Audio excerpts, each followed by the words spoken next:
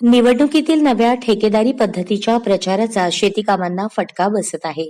शेतीची कामे तुंबलेली असताना कोणाला कामाला येता का असे विचारले तर नाही बा असे उत्तर सध्या मिळत आहे. प्रचाराला गेल्यावर 400 रुपये आणि जेवणाचे पाकिट मिळत असताना 300 रुपये हजेरीने शेतात राबण्यासाठी कोण येईल असे ऐकवले जाते.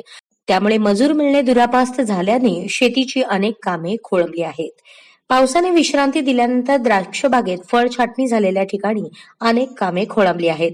घड नसलेले नवे फुटवे काढणे, घडाला पुरेसा अन्न पुरवठा व्हावा यासाठी नवीन फुटव्याची वाढ रोखणे ही कामे वेळेत झाली तरच उत्पन्न चांगले आणि खात्रीलायक मिळण्याची आशा असते. शालू पेरणी झालेल्या रानात भांगरणीची कामे चालली आहेत.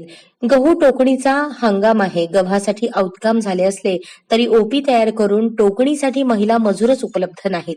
दसऱ्यापूर्वी पेरणी झालेल्या गव्हाची भांगलण, हरभऱ्याची शेडे खुडणी केली तरच फुटवे फुटणार आहेत.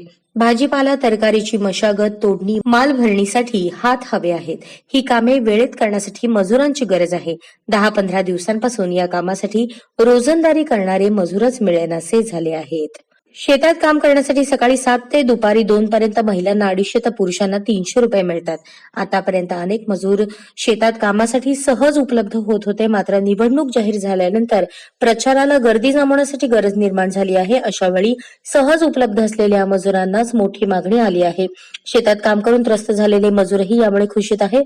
थंडी उन्हात शेतातील कष्टाचे काम करण्यापेक्षा गाडीत बसून केवळ घोषणा देण्याचे काम सोपे आणि जास्त कमाई देणारे.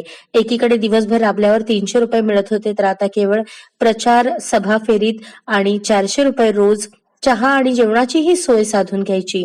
ठरलेल्या उमेदवाराच्या मागे जायचे आणि सांगितलेली घोषणा द्यायची.